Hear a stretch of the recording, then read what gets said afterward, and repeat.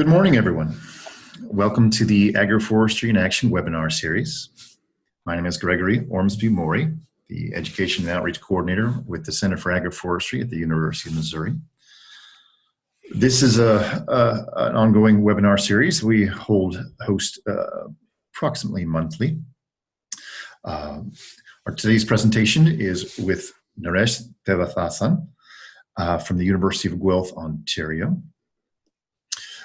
And today's presentation will run about 40 or 45 minutes, and after which we will have some time for some questions and some discussion. Our guest today, Dr. Thevathasan, is a professor at the University of Guelph in the School of Environmental Sciences. He completed his PhD at the University of Guelph in the late 90s. And prior to that, his bachelor's degree in agronomy and tropical agriculture at the Eastern University of Sri Lanka. Naresh is from Sri Lanka originally, and he comes from an agricultural background.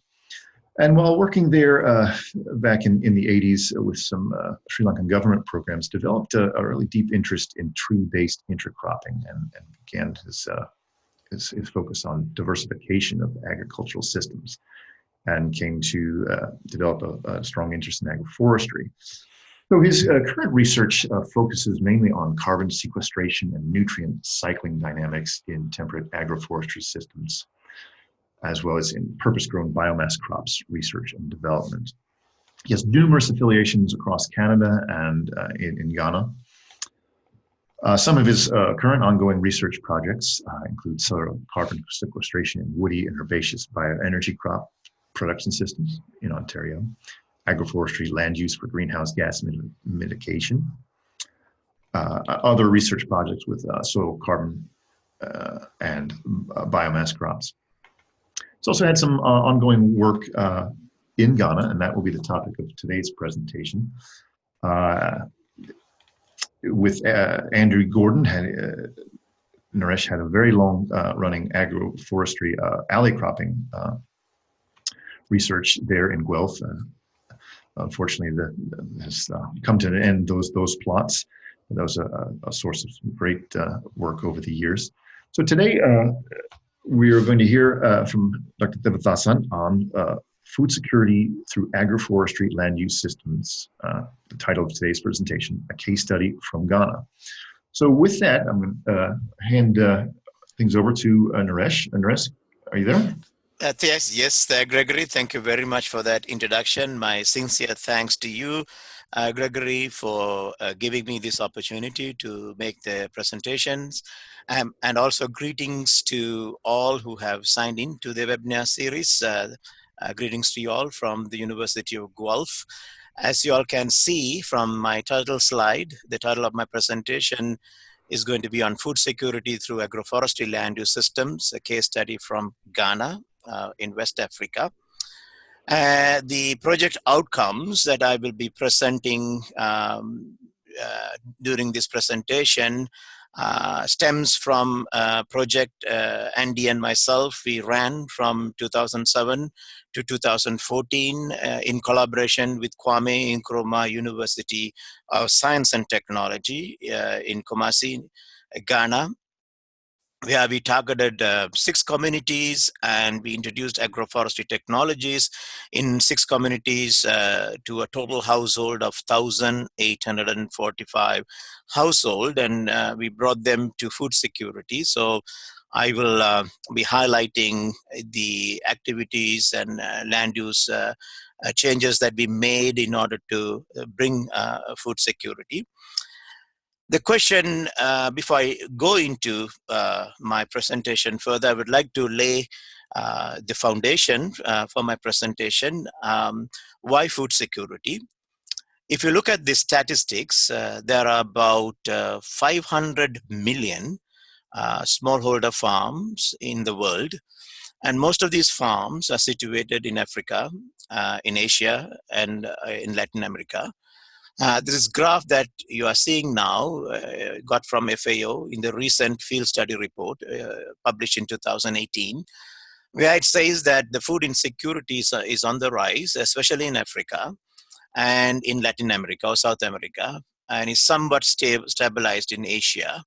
But the 500 million farms, mostly, as I mentioned, it's in Africa, and total population associated with 500 million smallholder farms is about 2 billion people who are associated with the smallholder farms. And given the climate change, these farms are more vulnerable. So therefore, we had to focus on these farms in order to bring food security to these families, because in these regions, 80% of the agriculture production comes from these 500 million smallholder farms. So it's important that we come up with some agroforestry strategies in order to ensure food securities in this region. If you are talking about food and income security, we had to focus on three pillars: food production, accessibility of food, and food utilization. Many international projects have failed in the past, mainly because the projects focus on food production. I'm not saying it's wrong, but the excess food that is produced, unless it is utilized through post-harvest technologies and value addition and generates income to those households, the accessibility of food aspect is not met. And because only one pillar is addressed, the food and income security is not sustained. So therefore, it is important that we address all three pillars. And I can see that agroforestry land-use systems are able to address these pillars. And towards my talk, or during my talk, I will be making reference to these three pillars. Now, the Sustainable Development Goals, the Millennium Development Goals were replaced by Sustainable Development Goals.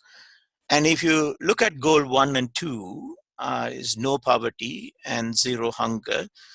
In my view, unless we achieve the first two goals, it will be very difficult to achieve the remaining goals. I mean, you cannot preach sustainability to hungry stomachs.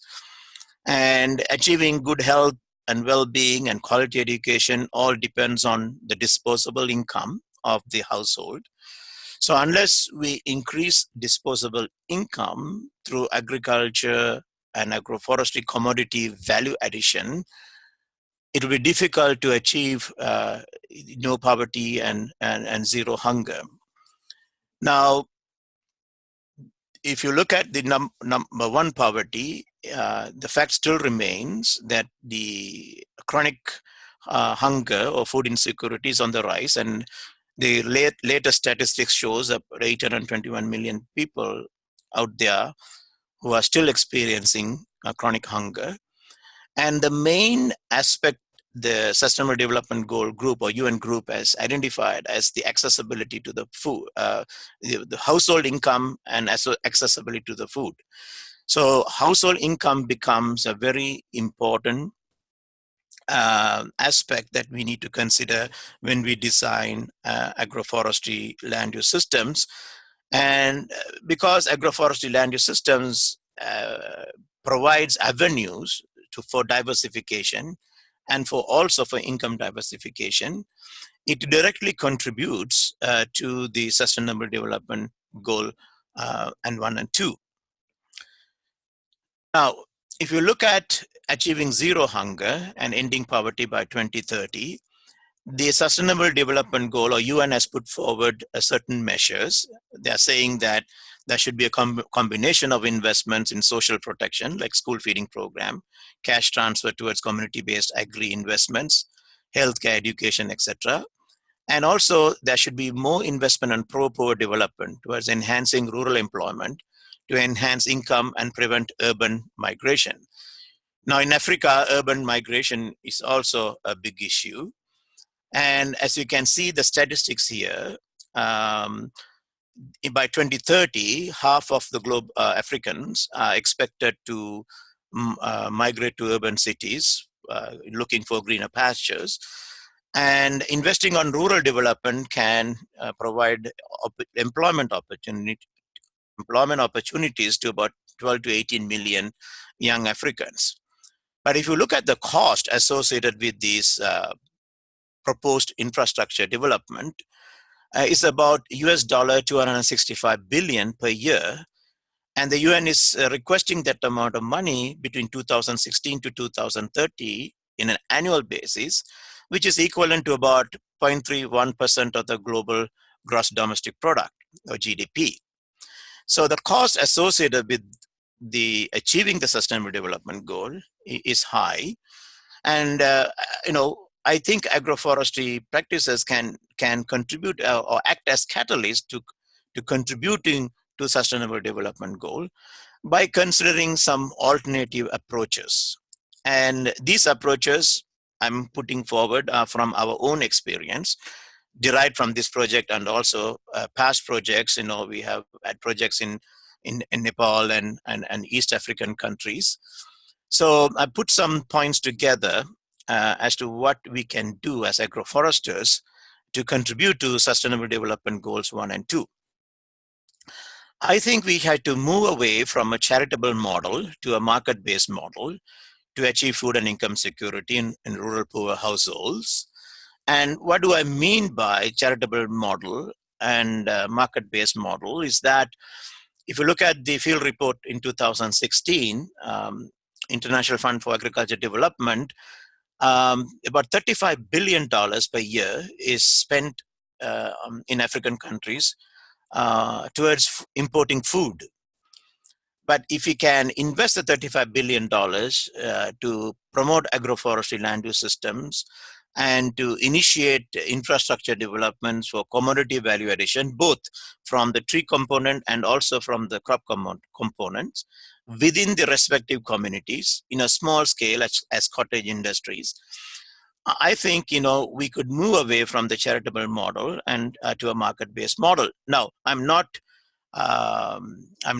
against charitable model. If a disaster happens due to climate change extremes, charitable model has to play a role in order to bring food supplies to the region. But it should not be a norm of providing or importing food on an annual basis. And that's the point I'm trying to make here. The second point is, like, we should, if we invest on infrastructure development, or in other words, commodity value addition in target communities, we could convert the producers to be the processors as well. And when I say the processors, I'm looking at processing small scale production enhancement through agroforestry land use systems. And as I progress into my presentation, you will understand what I meant by converting the producers to be the processors as well. Implementation of small but viable community-based value addition technology is what I'm proposing as being, converting the producers to be the processors. And also, we should look into the agrarian services. Now, farming services or farming practices are related to households that are directly linked to farming.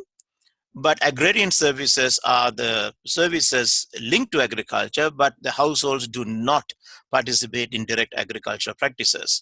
So we had to form a multi-stakeholder platforms. For example, a carpenter in a community we can harvest or purchase timber trees from an agroforestry landowner, and then he can create furnitures. So he should be associated with the agroforestry practices and form multi-stakeholder platforms so that every aspects that come from agroforestry land use systems are linked to some sort of markets. So that is what I mean by moving away from charitable model to a market-based model. If you look at this diagram, this is a value addition, agriculture commodity value addition that we implemented in Ghana in 6 communities. In each community had its own cassava processing plant. So you can see from cuttings to planting to harvest of cassava tubers to processing into gari or cassava flour. They call it as gari in the local language in Ghana. And once the cassava, a perishable agricultural commodity, is converted to a flower, which a shelf life is several years, the increased production can be utilized, and that farmers themselves or producers themselves will have the capacity and authority to dictate market price for those value-added commodities, which is derived from agroforestry-based land use systems, and thereby enhance their household income, which directly contributes to the accessibility of the food aspects, which is the third pillar that contributes to the food and income security. I also mentioned about agrarian services. One of the byproduct that comes out of the cassava processing is, you can see here, is starch. Now, we can develop local communities and local industries to extract that starch or buy that starch from the producers and processors and convert that starch into another value-added commodity. So that is what we need to do by formally establishing multi-stakeholder platforms. So we should not have only the agroforestry adopters, but we should also have households that are not directly linked to agriculture production in the multi-stakeholder platform. And agroforestry allows for diversification. That is the strength of agroforestry land use systems. So livestock is part of agroforestry land use systems. Based on the capital, the rural household can contribute. Either we can start up with small ruminants like rabbits, grass cutters, or big ruminant like goats and cows. Chicken, mushroom production, charcoal production, etc. And these are the livelihood activities that we introduced into every community that participated in our project. And as I mentioned, there were about 6 communities that participated in the project. The other aspect that we can promote is that we had to custom make a food security calendar for each community, because the social aspects is very strongly linked to agroforestry adoption, and based on their culture, religious belief, gender influence. I feel that the food security calendar should not be a general one for a region, but it has to be a community-focused one. And thereby we can include the fruit trees and timber trees and fodder trees that they prefer for that community. And then we can add vegetables and grains and tubers and livestock, etc., based on their request in close consultation with the households in that specific community or village. So food security calendars have to be developed with the community specific food security calendars with close consultation with the households. So these are the avenues that we can promote to support achieving the sustainable development goals. And the key feature that I would like to focus here, that the activities that I mentioned in the past doesn't require that amount of capital cost. For example, the cassava processing plant that we established, 6 of them, costed us about 60,000 Canadian dollars, or in other words, about 50,000 US dollars each. We also provided them fruit trees like mango and citrus, and we provided about 50,000 seedlings of mango and citrus. So we also established for all 6 communities 1 fruit processing plant, which costed us about $300,000 Canadian. But we still require some additional capital investment needed. So in other words, about $500,000 Canadian, or less than $500,000 US dollars, we could also establish fruit processing plants in the communities, so that the producers can also work in this processing plant in order to add values add values to the fruits that they harvest. When you establish 50,000 fruit tree seedlings, you cannot expect the local markets or the regional markets to accept the raw fruits to be marketed, because the current capacity of those markets are very low to sell fruits. For example, a village market can sell about 500 fruits per day. And when fruits are when the fruits are derived from about 50,000 seedlings, we had to provide them value addition to those fruits. Let me come to some of the project outcomes. The lady you see now on the screen is Joyce. She was one of our agroforestry partner, and let us see some of the project outcomes now. So we use some modern technologies in the project to monitor outcomes or results. On the left, what you see is a Landsat satellite image of the 6 communities.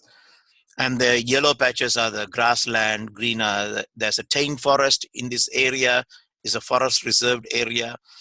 And this grassland, and the blue ones are the agricultural lands prior to the implementation of the project. And one of the things that we came across, Andy and myself, we had a previous project from 2000 to 2004 in Ghana.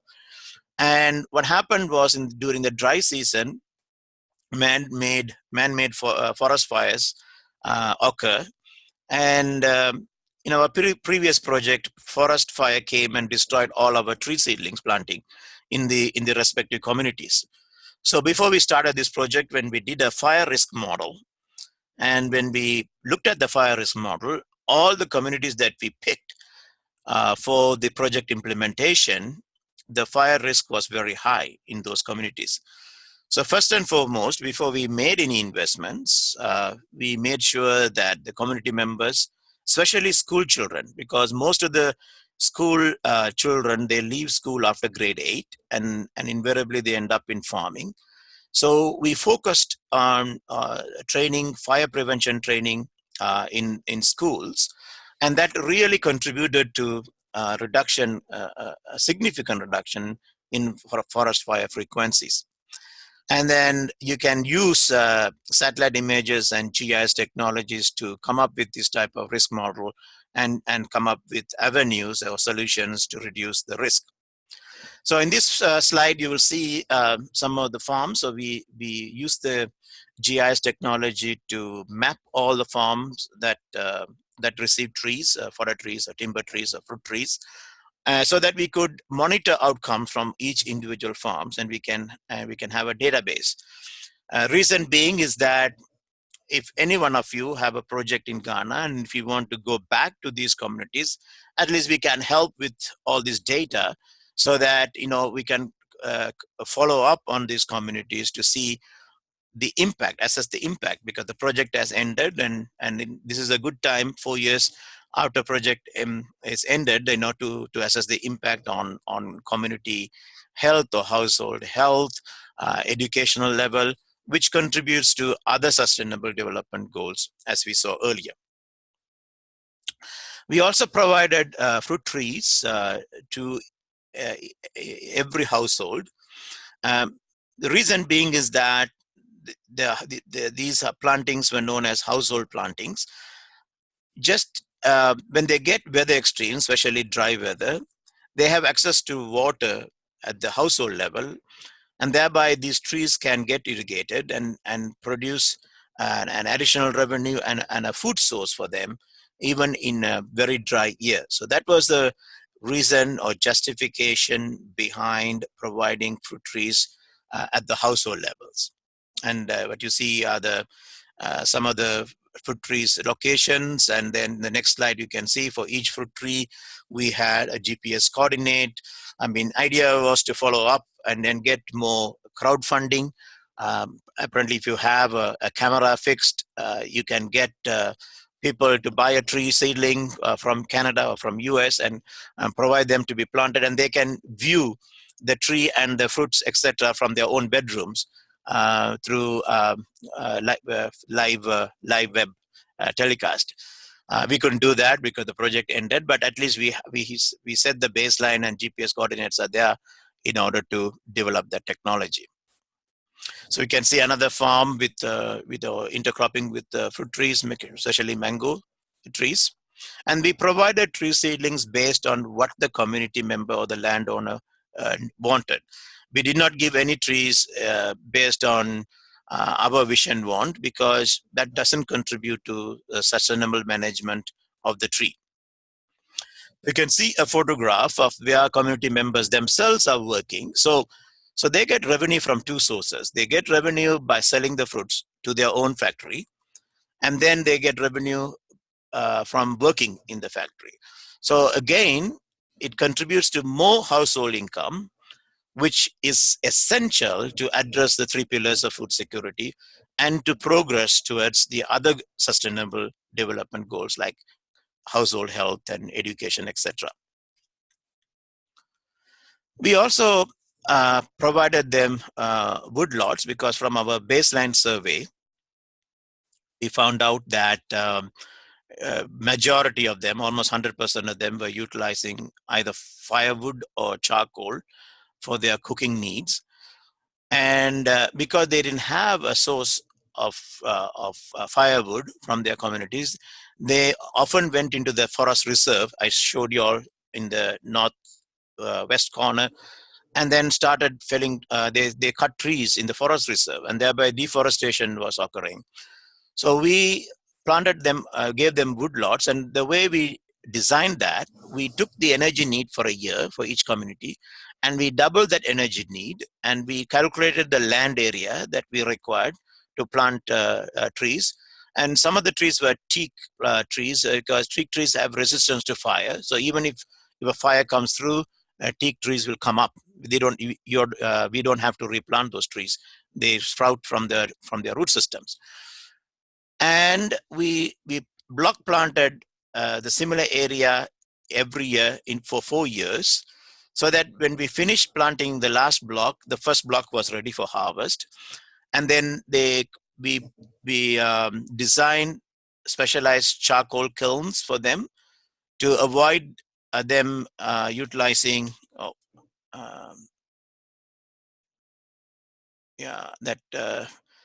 charcoal kilns slides is not coming up.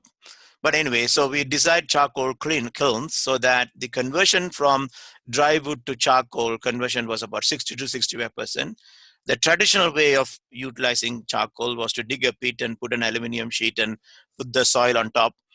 And when you do that, the soil is porous, and when they set the fire in the pit, more oxygen is drawn through the soil pores, and then more ash comes out of the charcoal making and less charcoal. So we were able to design a charcoal kiln for them so that they could have a higher conversion from dry wood to charcoal.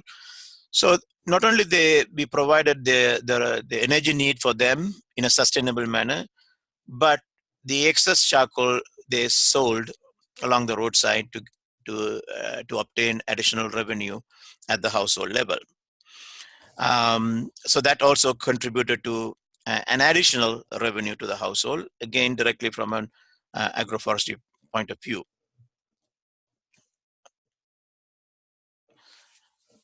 We also started off mushroom through inoculated bags. You can see Andy Gordon there and myself there, along with the mushroom producers. Most of the 95% of the mushroom producers were ladies, women, and they very enthusiastically participated. I'll be showing a slide.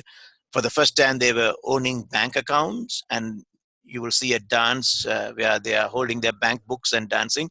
I have a slide at the end. I hope it works. And this was, so we generated, these women were also involved in the agriculture sector, but they had this small scale mushroom production enterprise where they were able to derive additional revenue to their respective households. You can see a lady watering the mushroom. You had to keep them moist. And one of these ladies were very good in inoculating these bags, so we pulled her out from growing the mushrooms to producing the bags. And I was in Ghana last month, and I'm happy to say that this lady has expanded her business.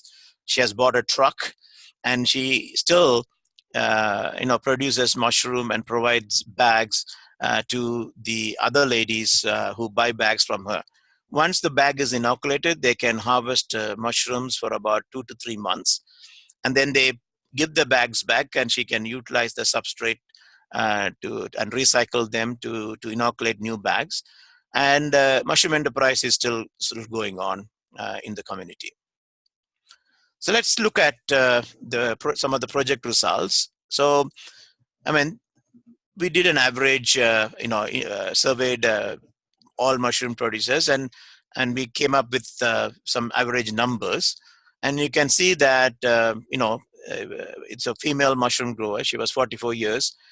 And main occupation was, like, in addition to agriculture, was mushroom production. The project gave 150 bags. But now at the end of the project, she had about 2,500 bags of mushroom production. But she developed the capacity to have about 5,000 bags.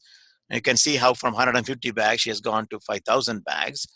And an average weekly income from mushroom alone was about 120 Ghana cedis, which is about 30 Canadian dollars now. At that time, it was about 40. Now the value has gone down. But 30 Canadian dollars a week from mushroom alone. In addition, the lady, we gave livestock, and she also obtained revenue from agriculture sources. So our whole aim was to bring up the household income to about $300 a month. I mean, from a $60 a month to $300 a month is about fivefold increase, and the fivefold increase of household income really remarkably contributed to food and income security at the household level. The other agroforestry-based activity that we introduced was livestock, and you can see the blue lines are the number of breeding stocks we gave for each community. Now, out of the 6, we are only presenting 3. I'm only presenting 3. And then we can see at the end of the project how many goats they had in each community. And then by selling one goat, I mean, this is in dollars, so 50 Canadian dollars. So she was able to derive 50 Canadian dollars by selling a goat.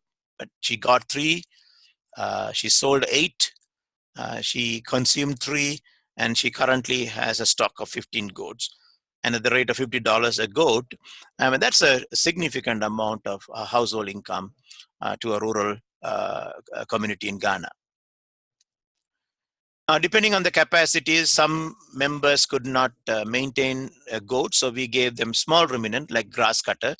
Grass cutter is like a big rat, and it's a very delicacy of the meat in Ghana, so it fetches a very high price in the market. And same statistic, she was given 3, she has sold 4. The household consumed 1, and she has about 19 of them. And a grass cutter goes at the rate of about $25 a grass cutter. Same thing with the hog farm. And you can see the statistics. 1 hog goes for $200.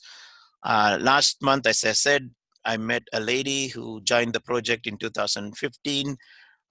She fell sick, and she was telling me she was able to sell 1 of pigs, and then that cost, the revenue that she got from the pig was enough to pay her hospital bill.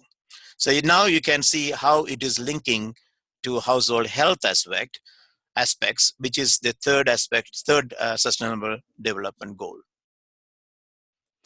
And cassava value addition. So you can see how women, they come together for peeling cassava. An unexpected positive outcome that came from the village. We were able to maintain good community harmony. These women come together, they chat, they share their sorrows and happiness, and thereby an unknown friendship relationship developed in these communities. So they were helping each other in the agroforestry initiative. Labor is an important aspect in agroforestry, and if you can share labor to promote agroforestry land-use systems, and that becomes as a very positive outcome. And you can see them, the cassavas are peeled, and then they are crushed through the machine. And this is the $60,000 plant that I was mentioning. And once it is crushed, it goes for fermenting process. And once it's fermented, they roast. And all this firewood, fuel wood comes from the woodlots that we established from them, so that they could harvest woodlots in a sustainable manner. The big aspect of cassava processing plant is that the employment opportunities that brought in each communities. For harvesting process, about roughly an average 10 men participated. Sorting cassava, loading 5 women participated. Peeling 16, washing 8 women. You can also see, I would like to highlight one aspect. You can see that the energy, based on the energy demand, they themselves assign tasks for men and women. So high energy tasks were assigned to men, and then you can see some low energy tasks were assigned for women. Now, we didn't do that. They themselves divided the task among themselves. And when we looked at the data, we found out that energy demanding tasks were given to men and less energy demanding tasks were given to women. But the bottom line is that each cassava processing plant employed 18 men and 47 women. So across all livelihoods that I presented, like mushroom farming, about 51 women participated, Gary processing about 400, nursery management, micro livestock and small ruminant. In total, out of the 1,845 households, we were able to provide employment for about 779 people. Now, what did that do? The overall outcome that resulted from this increased employment in their own communities resulted in a significant change in the land uses. You could see the 2007 land cover satellite image and the 2012 land cover image, and you will see that there are more blue patches coming up towards the end of the project. That's mainly because of these employment opportunities. The youth started contacting the chiefs in their respective communities and requested land for agriculture. The agriculture productivity did not occur because there was no profit or income that could be generated due to climate change extremes, etc., various reasons, lack of capital. Most of the youth in the community did not engage in agricultural activities. But moment we provided infrastructures via agriculture, commodities could be added value and a higher revenue could be obtained at the household level, the youth engaged in the agricultural enterprise, which I think in the long term will reduce urban migration, which is one of the major issues many African countries and even Asian countries are facing now of urban migration and crowding the cities. The other positive outcome that we observed from this satellite imagery was that because there was a lack of fire, forest regeneration occurred. You can see some of these grass areas, invariably trees started coming over there. And also you can see more trees in the farming. That's mainly because about 1 million trees were produced over the 7-year period from our project. Those trees also got planted in those farms. So you can see more greening, more blue, more agricultural lands and more green, which is agroforestry based trees. And then regeneration in the forest also occurred because we, 2 reasons, the communities did not go and deforest the area, and also because we reduced the fire incidents, the regeneration of the trees from the natural forest also occurred. So these were quite positive outcomes, which we did not expect, but I categorize as unexpected positive outcomes. So what happened to the forest fire or man-made fire incidents? You can see the fire map that we created in 2007 to your left, and the fire map that we created towards the end of the project in 2013. And if you look at the statistics, at the beginning we had about 45 incidents, and within a year, especially the classroom education really helped. We were able to bring those frequent fires to almost 0 to 4. Another reason that we learned later for the fire reduction, The moment the households realized there is an asset for them, asset through trees, fruit trees, timber trees, fodder trees, livestock, processing plants, they gave their best to even to control fires whenever the fire occurred right at the source. So in addition to the fire education that we did, the value addition in their respective fields through agroforestry changed the attitude of the community members, and thereby they protected their assets by giving more attention to forest fire prevention. So that was another aspect that we did not expect, but we categorized as a positive outcome, which was unexpected. So in other words, that if you add values through trees in rural communities, they care for that because they consider that as a revenue generation stream. So the opportunities that we created with employment in the agriculture sector, we did not take any data, but because more youth participated in the agriculture, we are expecting less urban migration. Through all the livelihood activities and community value addition activities, there was an economic impact at the household level, which translated into addressing the three pillars of food security: utilization, accessibility, and production. And by addressing the three pillars of the food security, we also assess, as I mentioned, the household health has improved. They're able to pay the school fees for their children, so more children are attending schools, and then more capital assets in their lands. I'm taking a group of students from Guelph in the month of June to further assess the impact of the project with special questionnaire prepared related to health, education, and capital assets. And I'm very interested in that data set. Provided we get a good data set, that will be a good lesson for all of us how to design agroforestry practices in resource poor communities. And as we all know, developing climate resilient land use system should be our priority. That can contribute to achieving the sustainable development goals. Now, I spoke all about positive outcomes from the project, but we had to face a lot of challenges as well. The first challenge I like to address is a land tenure. It was a very slow start of the project because the landowners or the households are given land by the chief. So they are tenants, they rent the land. So they were not that enthusiastic to put a fruit tree where they had to wait 3-4 years to get revenue, or timber tree for more than 4 years they had to wait. So they were a bit hesitant to plant trees at the beginning.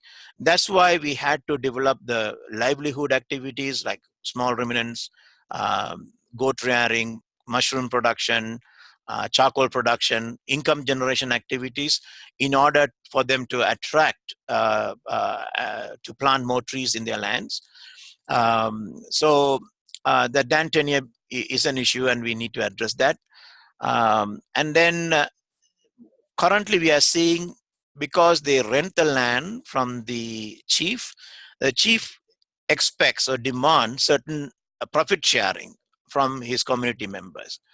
Now, these profit sharing can go up to 1/3 or 2/3 of their profits.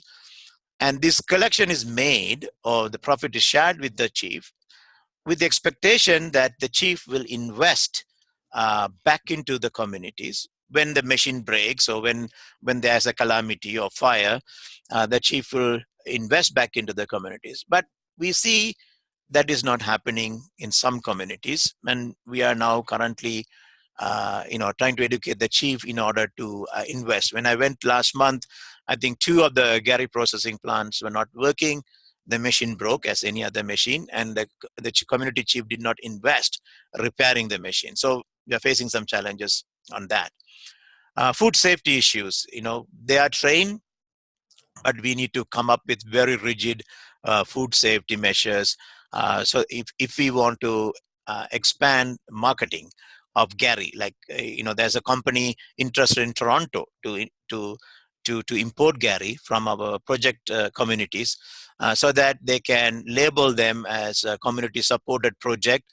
But in order to do that, we had to rigidly follow the Ghana government's food safety guidelines. So that's what we are currently working with the government of Ghana to adhere to all the guidelines so that we can export Gary to Toronto.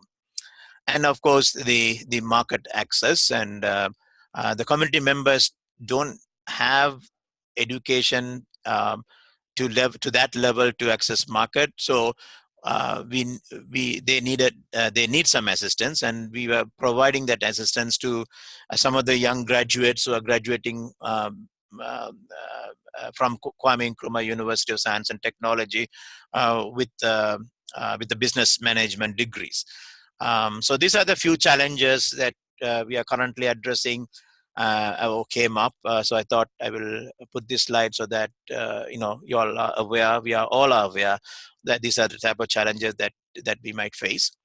So in conclusion, I feel that we have to all work to convert the producers to be the processors too, so that they don't have to rely on revenue from raw agriculture commodities or from agroforestry commodities, but they can add value to those commodities and thereby enhance their household income.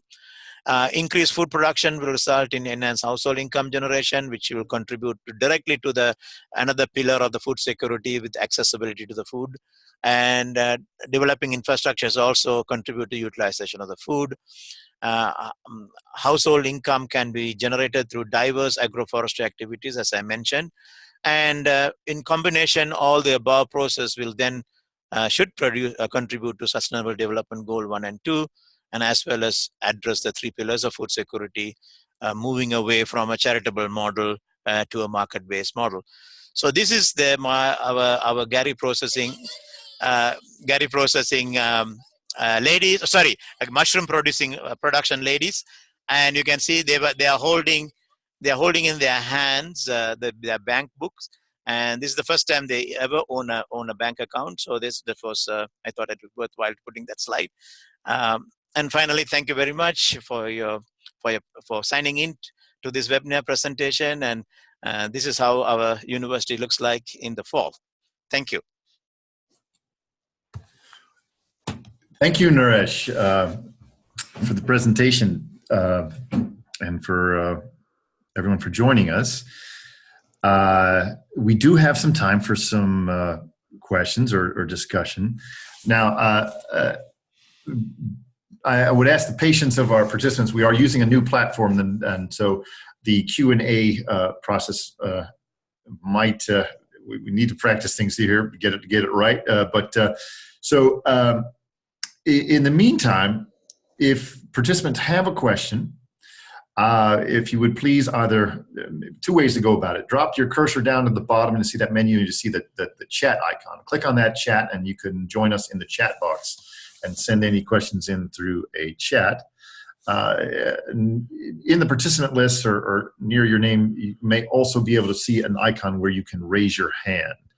And if you're able to do that, I could also try to enable your mic and have you verbally present the question. But that could be problematic because you'll also have to make sure that your mic is enabled on your end. So in the meantime, let's, for questions, try to open up the chat there.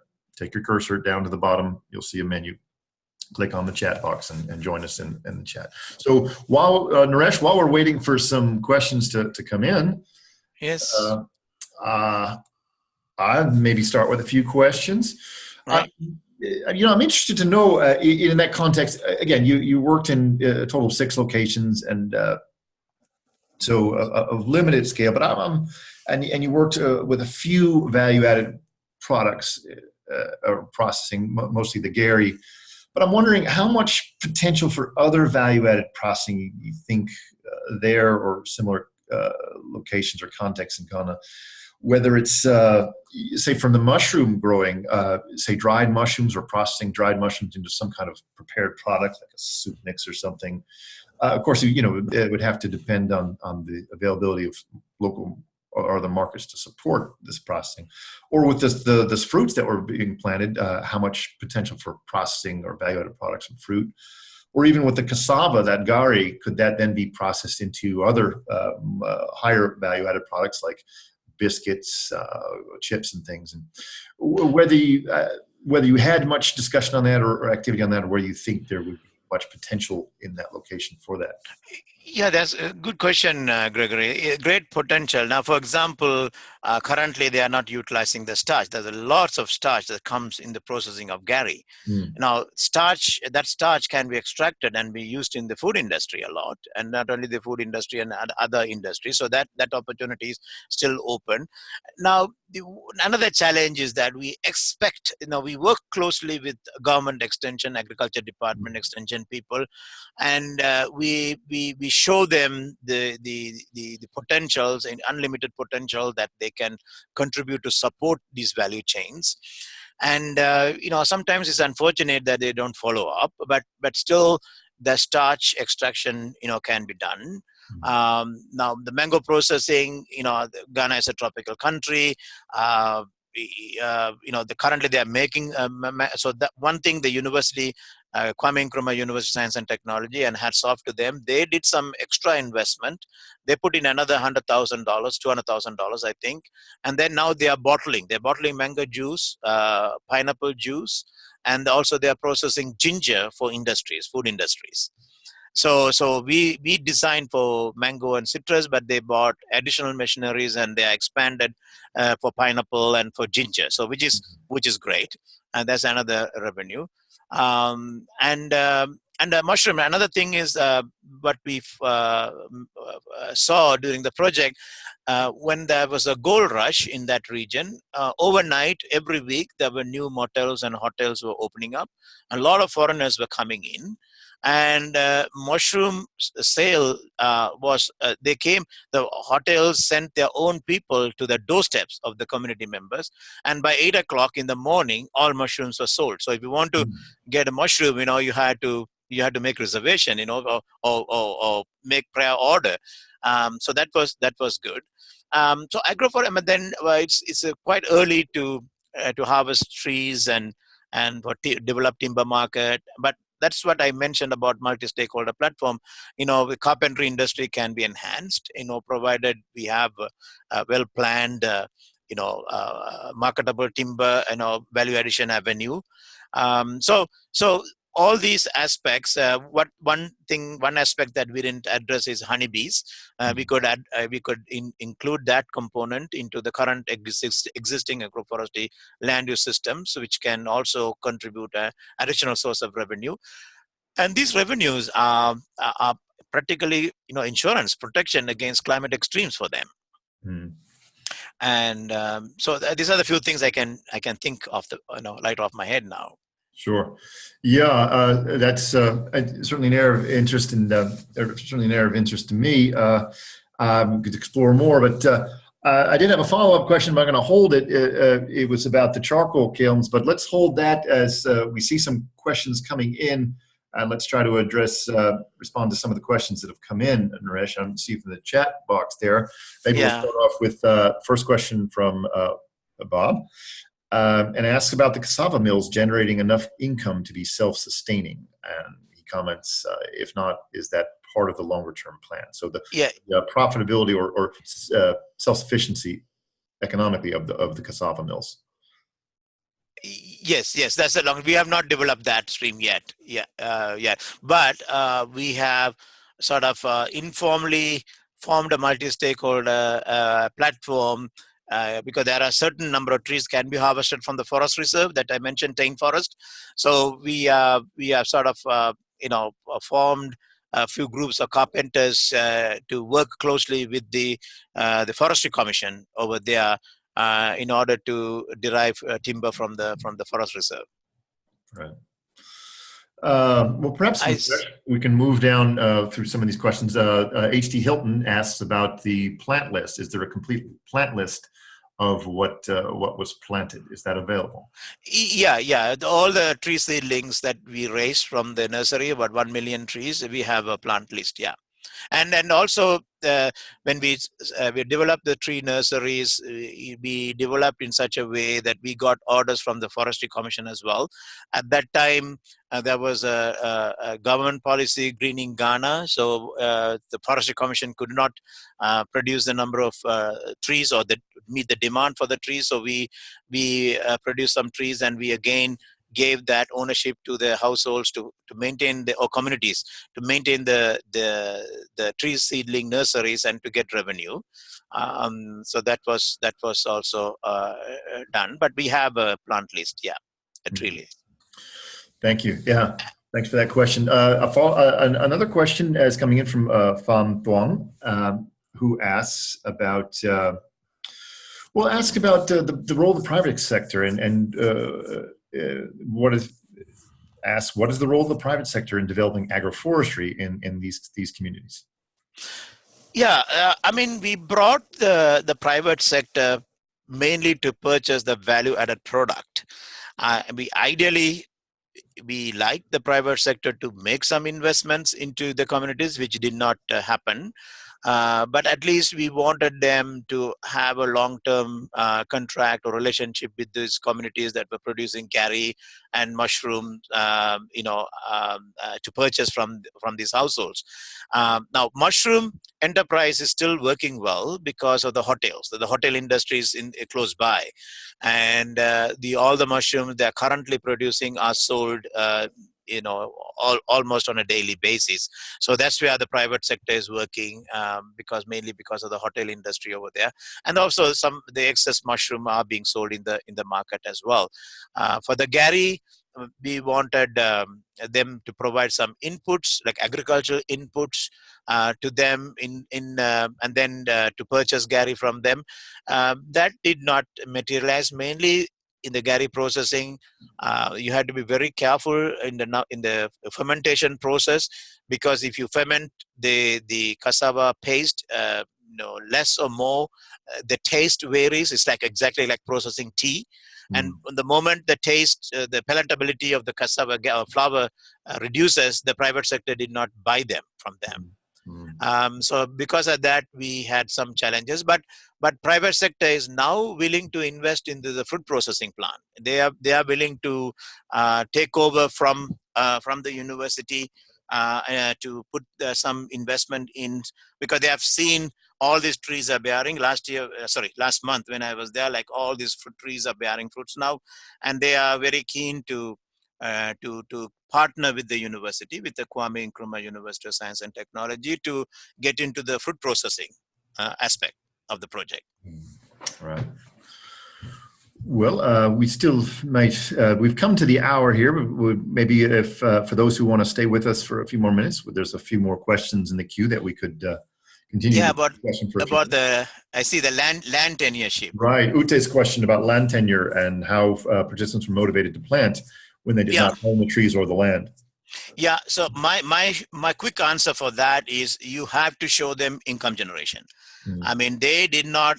We had 250,000 tree seedlings in the first year, and even though they agreed and we had the fruit tree species that they wanted, none of those trees were planted at the end of the first year or the second rainy season.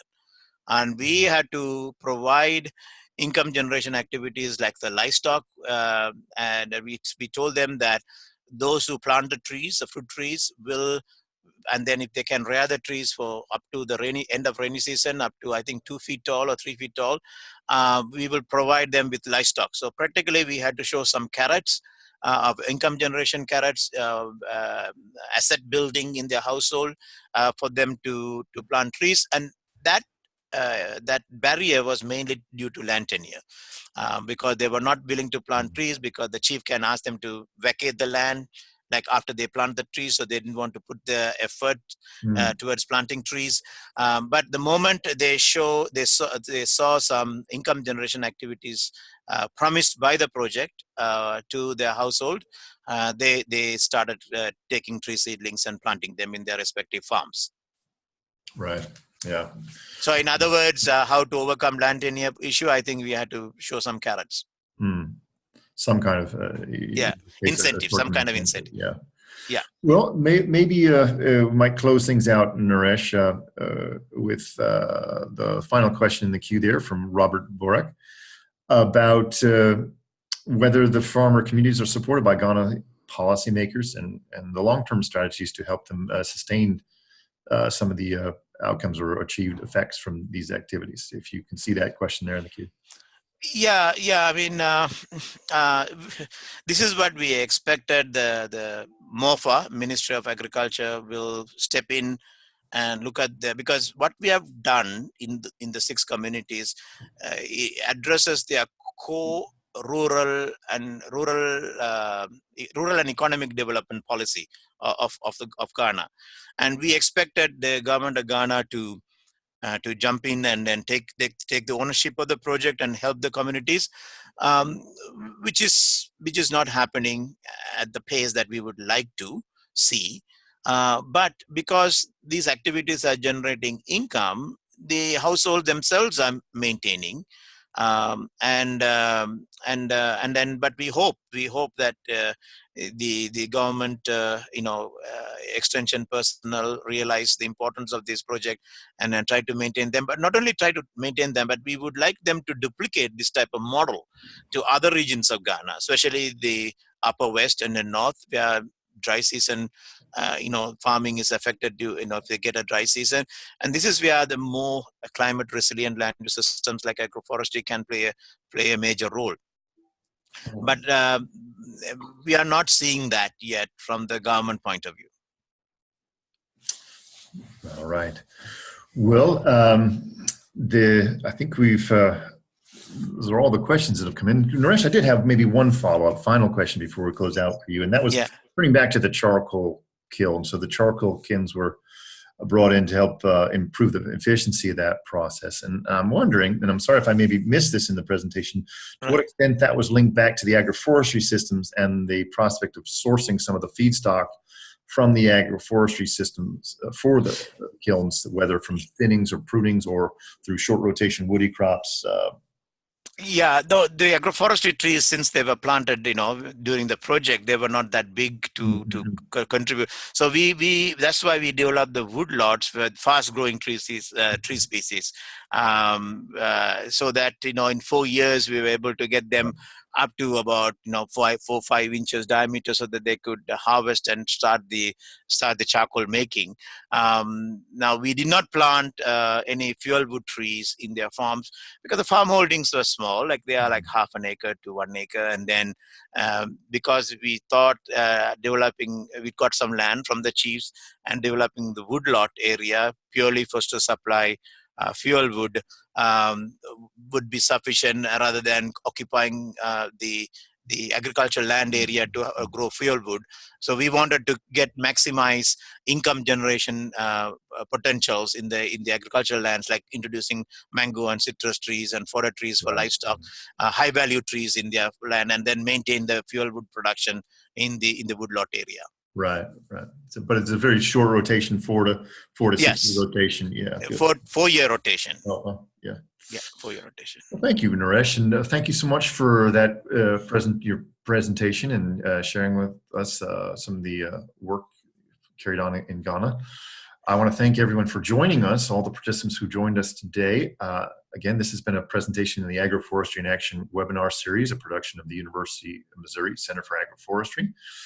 I thank you to our guest speaker, and please know that this presentation has been recorded, and all presentations in the series are recorded and posted on the website for future on-demand viewing. You can see the webinar link on our website, the Center for Agroforestry.org.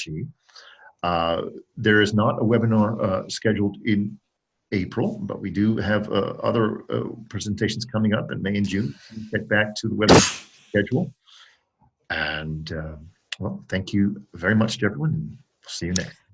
Thank you so much, Gregory. Thank you. Bye.